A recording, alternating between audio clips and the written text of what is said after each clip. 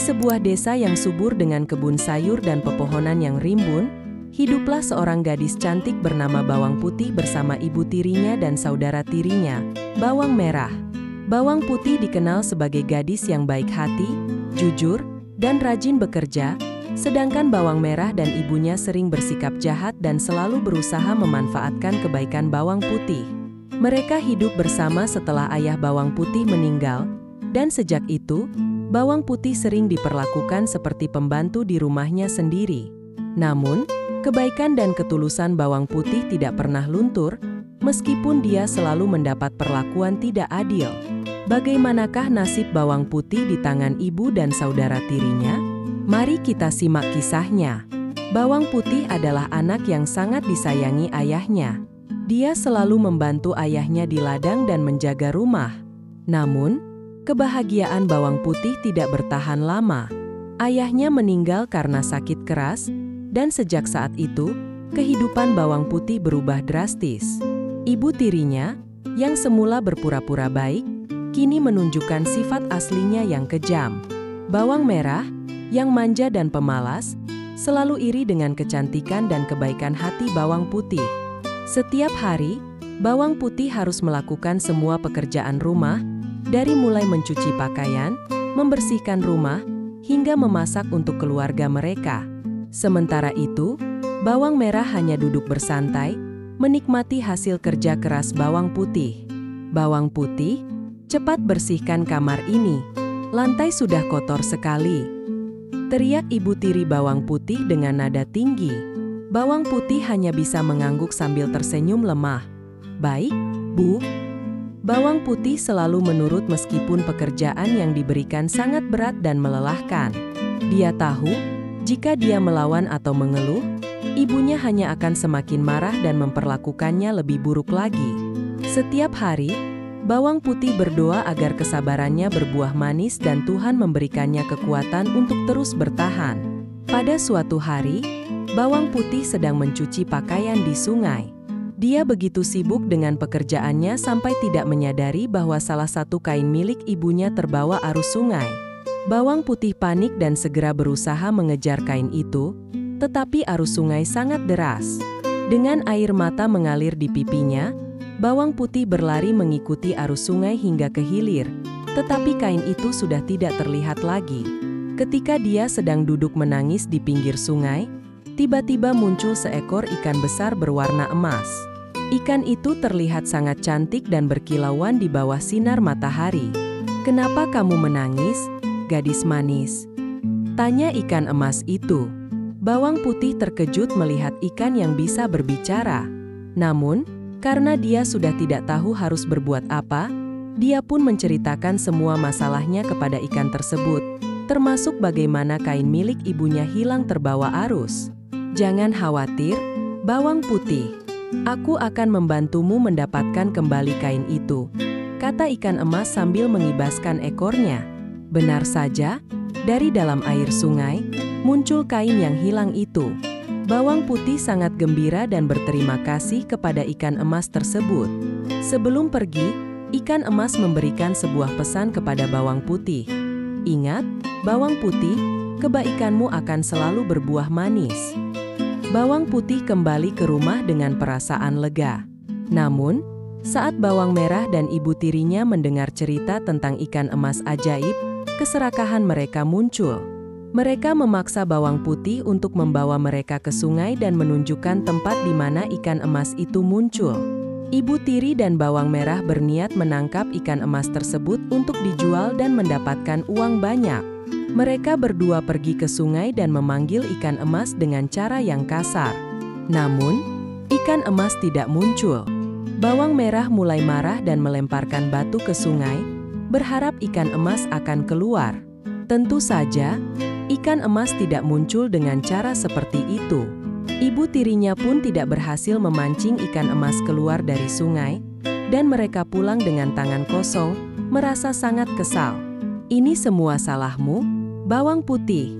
Kalau kamu tidak cerita soal ikan itu, kita tidak akan buang-buang waktu di sungai," seru ibu tiri dengan marah.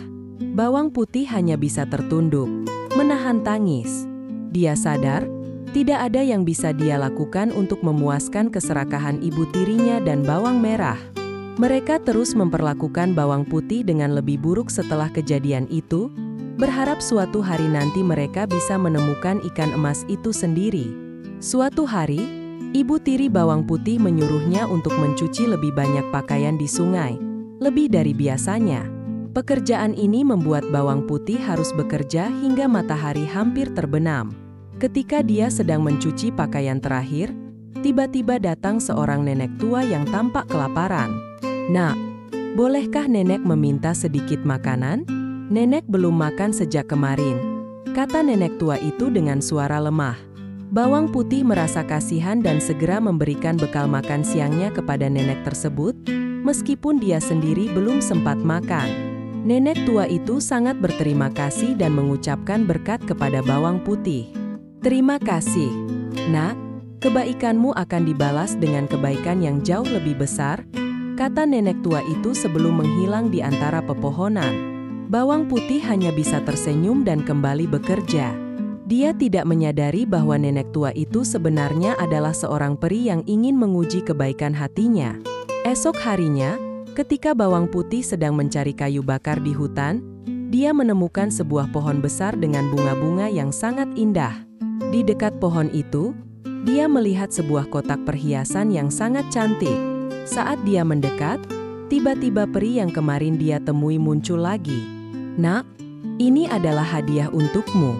Pilihlah satu dari kotak perhiasan ini sebagai tanda terima kasihku," kata peri dengan lembut. Bawang putih, dengan kerendahan hatinya, memilih kotak yang paling kecil, karena dia merasa kotak kecil itu lebih sederhana dan lebih sesuai untuknya. Peri tersenyum dan menghilang, meninggalkan bawang putih dengan kotak perhiasan kecil itu. Ketika bawang putih membuka kotak itu di rumah, dia sangat terkejut. Di dalamnya terdapat perhiasan yang sangat indah dan berharga. Ibu tirinya dan bawang merah yang melihat perhiasan itu menjadi sangat iri dan marah. Mereka menuduh bawang putih mencuri perhiasan itu. "Dari mana kau dapat perhiasan ini, bawang putih? Kau pasti mencurinya," bentak ibu tiri dengan penuh amarah. Bawang putih menjelaskan tentang pertemuannya dengan peri dan bagaimana peri itu memberinya hadiah. Tentu saja, bawang merah dan ibu tirinya tidak percaya. Mereka memaksa bawang putih untuk membawa mereka ke tempat peri tersebut agar mereka bisa mendapatkan perhiasan yang lebih banyak. Ibu tiri dan bawang merah pergi ke hutan dengan harapan bisa mendapatkan lebih banyak perhiasan. Ketika mereka sampai di pohon besar, peri muncul lagi. Namun, karena keserakahan mereka, bawang merah memilih kotak perhiasan yang paling besar. "Kalian yakin dengan pilihan kalian?" tanya peri dengan nada lembut namun memperingatkan. Tanpa berpikir panjang, mereka mengangguk dan membawa kotak besar itu pulang.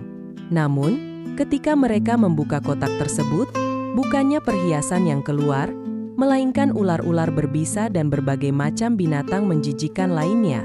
Ibu tiri dan bawang merah menjerit ketakutan dan lari keluar rumah, meninggalkan bawang putih sendirian.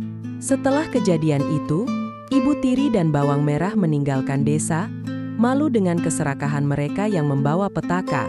Sementara itu, bawang putih hidup dengan damai dan menjadi gadis yang semakin disukai oleh penduduk desa.